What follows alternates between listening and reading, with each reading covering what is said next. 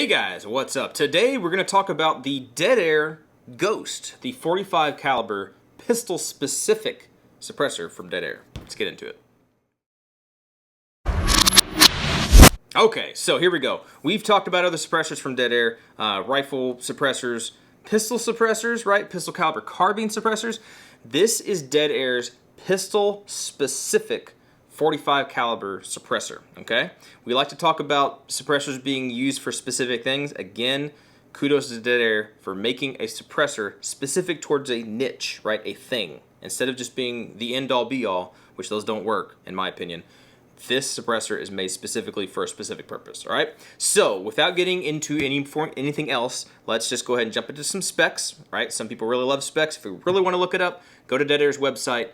I think it's just deadair.com. Just look that up and you'll find it. And you can look up all the specs and information you want to know about them. But we'll talk about that, and then we'll talk about what comes in the box, and we'll just get into it, all right? All right, so up on screen right now, you should have the spec sheet. I'm just going to go ahead and kind of read it off for you here, all right? We have caliber rating. It's .45 ACP, .357 Magnum, 9mm, 30 carbine, 300 blackout, and subsonic in parentheses. Not supers, subsonic. Energy rating is 850 foot-pounds. Bore diameter is .45 ACP. And the short length, this suppressor is 6.2 inches. And the long length, this suppressor is 8.75 inches. Diameter, this is an interesting note, is 1.375. Okay, so it's a pistol can. It's smaller. Okay. The weight in the short configuration is 9.6 ounces. The weight in the long configuration is a flat 12 ounces. Materials are stainless steel, titanium, and aluminum. Note, there is no stellite, and this is not a hard-use rifle can at all. This is a pistol can. Keep that stuff in mind. Finish is Cerakote and some nitrided attachments. Usage. With stainless steel baffles, you don't have to worry about overworking the Ghost M. Whatever usage, you're not going to overwork it with pistol caliber stuff. You start trying to throw in rifle things, you're trying to pull a trailer with a stinking Honda Civic. It's just not going to work. All right. MSRP is about $950. No barrel restrictions, and yes, it is full auto rated. Okay, so that's the information they give you from the website. Just read straight off their website basically for you there. Just things to keep in mind. I love to harp on specific use cans. This is a pistol can. All right, it can work on a couple different other things with a couple different other attachments, but you're not going to take this pistol can, lightweight as it is, throw it on your AR-15 and say, I got a lightweight can on here. Yeah, it's going to be a little loud, but it's going to work. No, you're going to damage things. You're probably going to break it. It's not made for that. It's just not. So keep this guy within his wheelhouse, and you should be happy, all right? The stuff that comes in the box, for those people that really care, I've only had this guy for less than a year, so not very long. Don't have a terrible whole bunch of rounds through it. Enough to kind of have a, I got an opinion on it, right? But it's not like I have thousands and thousands and thousands of rounds through this. I just don't. Sorry, this is not what this is about. But that being said, they may have changed the box over the years. I'm not sure exactly. Some people really like the aesthetics of things. Oops. But it just has the sleeve. It's got the little weird looking mini little logos and the big logo, and then it's the little magnetic, this is magnetic, attachment box, right? This opens up just like that. Yeah, there you go. It says Dead Air. Opens up like that, and it's magnetic. So if you start peeling it and it starts like peeling, go to the other side of the box and it'll open up. I guess that's something to pay attention to. I don't know. Because there's no reason to tear the box up. It is kind of cool, but whatever.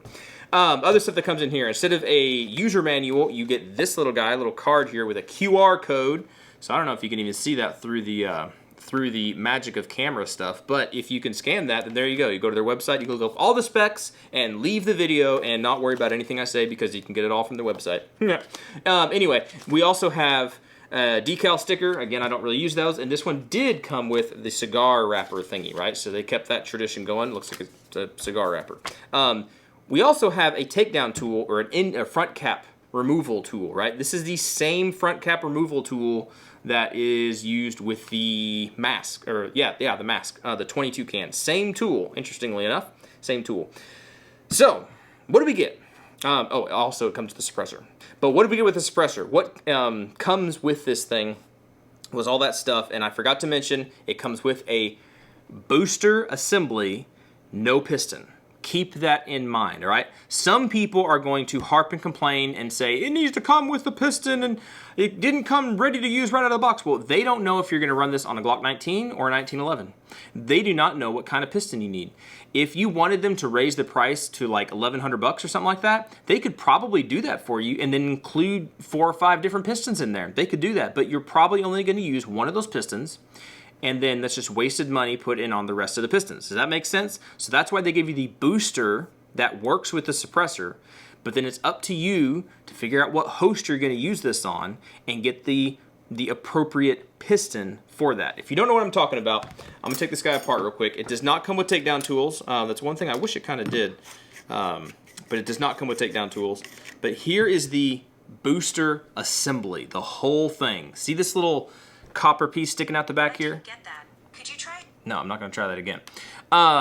The copper piece sticking out the back here, that's the piston. The booster assembly, actually if I put this guy back in, it's easier to take it apart this way because it holds everything still. I'm just gonna screw this guy out. There we go. If I can get the hold still, there we go. So the booster assembly has this rear piece. This is super dirty. Wow. And that's super dry. Let's get this rear piece, and on the inside here, it has a rubber like gasket thing. Keep that guy lubed up. You don't want it to wear out. You have your spring, right? You have your piston. This is what does not come with this whole setup. You got to find your own piston, and then the rest of the housing, the booster housing right here, this little guy. So really, the booster assembly comes with 4 different pieces, all right? If you don't know why you need a booster assembly, you can look it up. Pistols have a barrel that moves, and in order for the pistol to cycle, basically what this does is it kind of detaches the suppressor from the gun during cycling, okay? It helps the gun to cycle. If you just directly threaded a suppressor onto your pistol, you get one shot and the gun doesn't cycle and you got a single shot. Maybe that's what you want, but most people don't want to do that, okay? So that's just a layman's version of what these things do, okay? Some of them work better than other ones. This is the one that comes with this. It works fine for me. It is specific towards the Ghost, right? Specific towards the Ghost and the Wolfman, right? It's the same piston, same booster assembly that works on the Ghost and that works on the Wolfman, right? Those are the same ones. The other pistol suppressor from Dead Air is the Odessa, and that uses a completely different thing. Completely different, okay? So anyway, put this guy back together real quick. We'll go ahead and put the assembly, or the housing, we'll put the housing into the suppressor, all right? Then we will take our piston, and I I like to use the Griffin Armament Camlock pistons, because it basically allows me to not have to take this whole thing apart every time I want to switch it between handguns that use different threads, right? Let's say I have a 40, right, and it's got 5/8 by 24 threads, or whatever. It doesn't, it has something else weird. And I have a 9mm, so I could have to take this thing apart to use 1/2 by 28 threads on my 9mm and the funky whatever threads on the 40. They use different pistons, right? So I could keep taking this guy apart every time I change host, or the Griffin Armament Camlock system allows me to basically use an attachment on the pistol, right? And then the same piston in the suppressor, so I don't have to take it apart all the time. Hope that makes sense. I need to make another dedicated video to the these pistons, but that is what it is. But make sure whenever you do get a piston, make sure for sure it is the correct one that works with whatever booster assembly you're going to use. They're not all the same. They're not universal. There's nothing universal about it, okay? It's not. It'd be like trying to use a 6-lug tire on an 8-lug truck. Does that make sense? It's just not going to work right? Pretty much, because this does have lugs on it and they match up and they do things, right? So piston goes in, spring goes in, doesn't matter which way. You should keep this guy lubricated. I should lubricate this guy up. He's pretty dry. But you're going to press this guy down, and then you're going to make sure you don't cross thread anything, and just screw him on, and then he's set up. For the Griffin Armament Camlock system, he's set up. He's good. The only reason I'd ever have to really take this guy apart is to clean it and or to lube it up, because it's going to need to end up getting lubed up. Now I'm all nasty. Okay, so that's the piston, right? That's what this guy is for, specifically for. This is a pistol can. So for pistols, let's put it on a. Here is a basically a Glock 19, right? Glock 19 size gun, has the cam lock system on there. If it wasn't a cam lock system, you would just end up direct threading, and that's the only difference. This is just easy to put on, take off. Instead of direct threading, that's the only difference. But the can itself, everything's the same. So I know you're probably not going to be able to tell because the camera doesn't like to function very well like this. I might try to take a picture, I might not, or I might just say, take my word for it. But I have suppressor height sights. I can clearly see over the top of the suppressor. Remember, the suppressor is 1.375 inches in diameter. It's not a 1.5 inch can. Those 1.5 inch cans, they might sound better, but you're not going to be able to see your sights if that's really what you want to do. And I have a red dot on here. I can clearly see the red dot. It's not really obscured. It does what it needs to do. All right, so that's something to keep in mind, right? Standard height sights, it's still not going to look over the suppressor, but these are suppressor height sights. They're going to work for you just fine, all right? So that's this is what this guy is for, right? Pistols, this is where this guy lives. This is its niche, whatever. This is what it is for, okay? Now, you can use it on different other things. We'll talk about that in just a second, but that's what it's for, all right? Let's just keep that under control. All right, so moving on a little bit, this is a Ghost/M. It's modular. Kind of like how the Wolfman was modular. You can take the front like third, might say, it's a front third. Take the front third of this guy off, right? And these are all aluminum baffles. These are all the stainless steel baffles, right? So they kept the weight close to the host. Haha, that rhymed, close to the host. So they keep the weight closer to you, and the further you get out, they add the aluminum baffles because really, they're safer out here, right? The aluminum baffles, they're not going to take as much heat. They're not going to take as much blast and everything. They're not going to erode and have as much wear further out from the host. Does that make sense? Hope that makes sense. If you're going to take this guy down and make it into the short configuration, he's going to end up falling down. You can, this is all hand tight right now, but that's with the end cap removable tool. Just kind of hooks up on there. It's knurled so you can unscrew it. You take your front cap off, okay? And then you need to remove the last baffle. The other baffles in here are blue, right? They are different. They look different than the baffles that are in the suppressor itself. Well, there we go. Now they all came out. There we go. They're different than these guys. These guys are the steel ones. They look more like steel. They're not blue, so there's a visual difference, so you don't get them mixed up, all right? They kind of clip together, too, since we're already talking about this. They kind of clip together. You see how they have these little notches? If they're not lined up, you're going to obviously see, and when they are lined up, they're going to all click together and basically create a seal, right? They kind of seal everything up. It just kind of works a little bit better that way.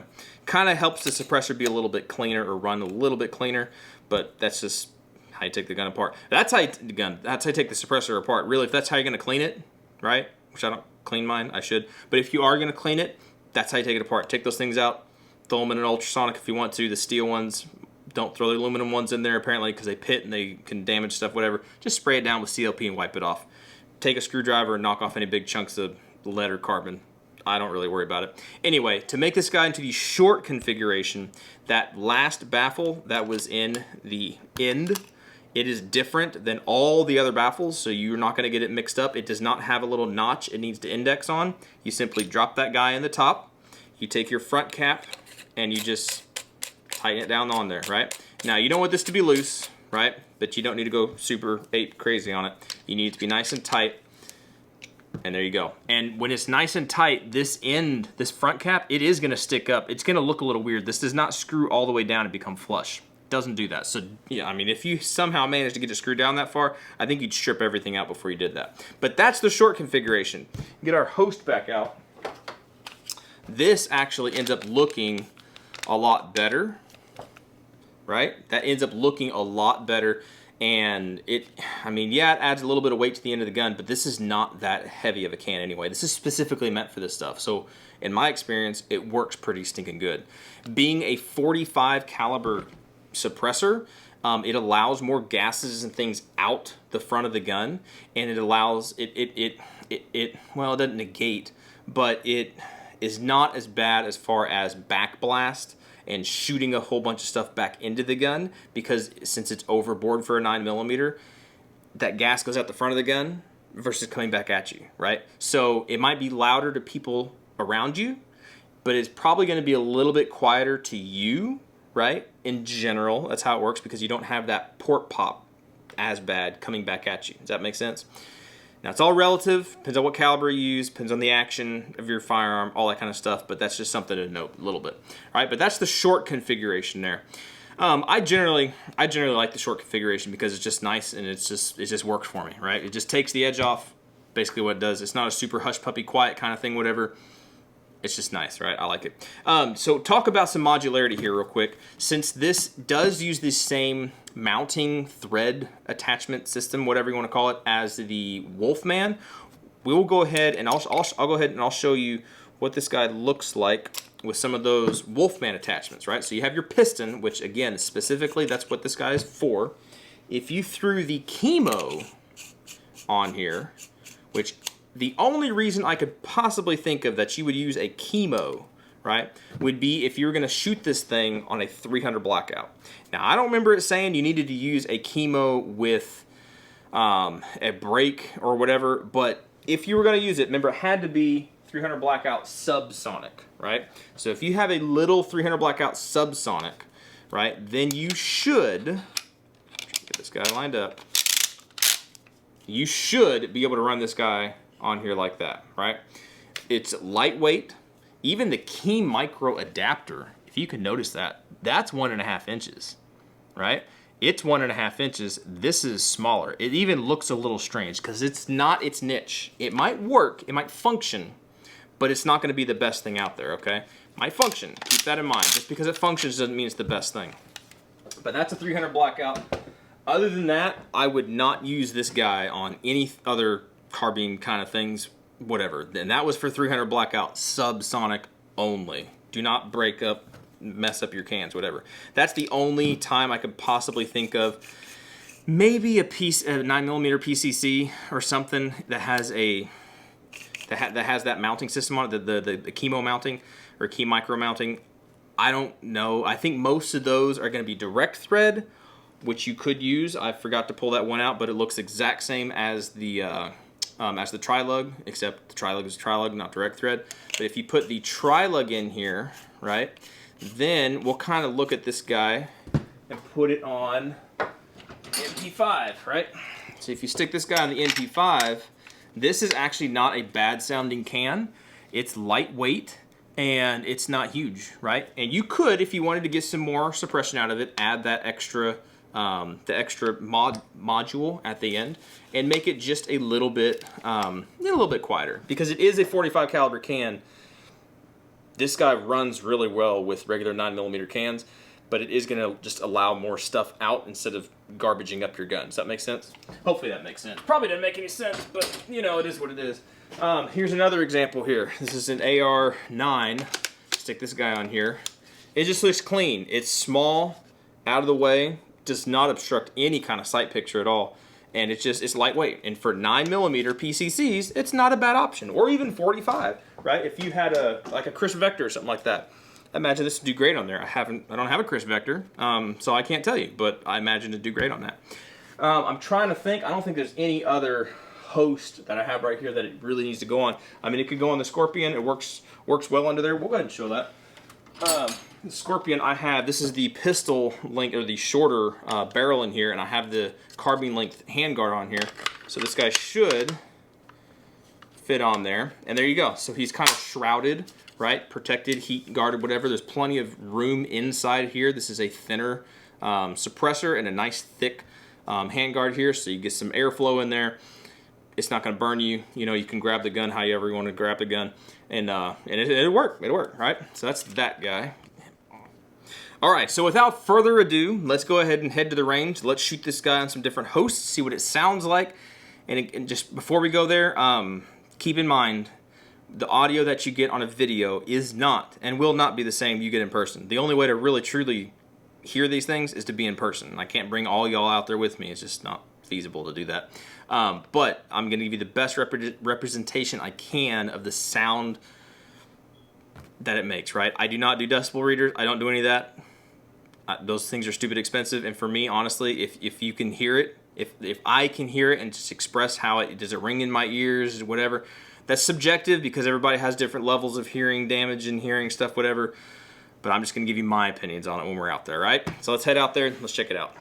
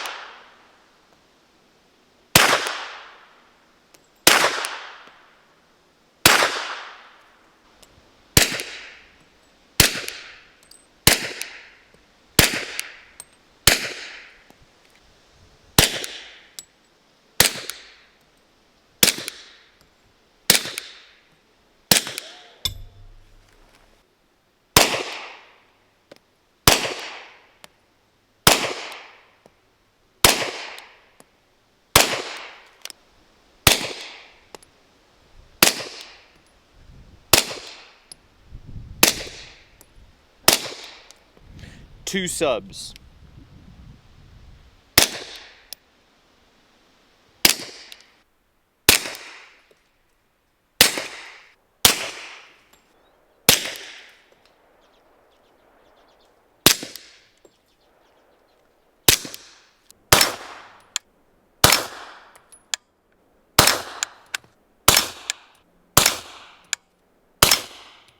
Alright guys, so that is the Dead Air Ghost M, right? The 45 modular suppressor from Dead Air. I personally like it for its niche, for being a pistol caliber, for being a pistol suppressor, not pistol caliber carbine, for specifically being a pistol suppressor. It works. It does what it needs to do. It's a little bit less back pressure because it's 45 caliber. If you're shooting 9mm through it, 40 is still good. I mean, it works. It does what it needs to do.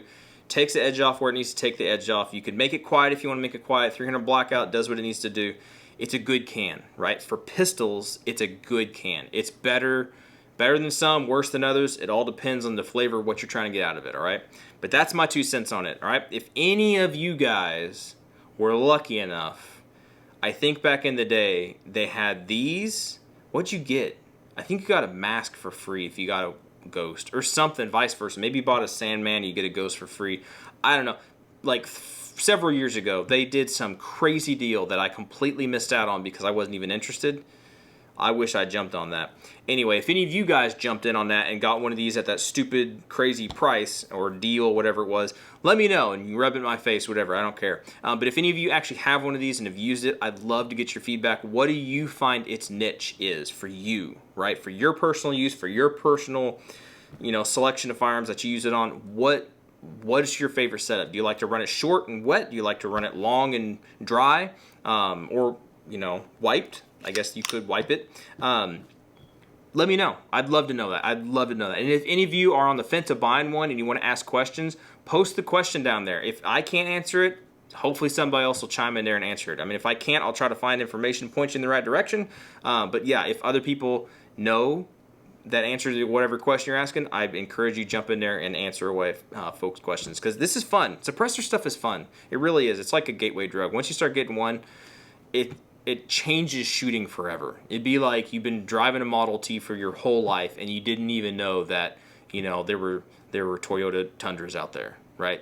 It's different. Once you've started shooting suppressed, it's addictive and you're like, this is just the way it should be, right? So let's encourage folks, right? Let's do this thing, all right? Appreciate you watching, subscribing, everything. Hopefully you found this entertaining and maybe even educational, all right? But let me know if it did. Y'all take care. Hopefully we'll catch you in the next video. See ya.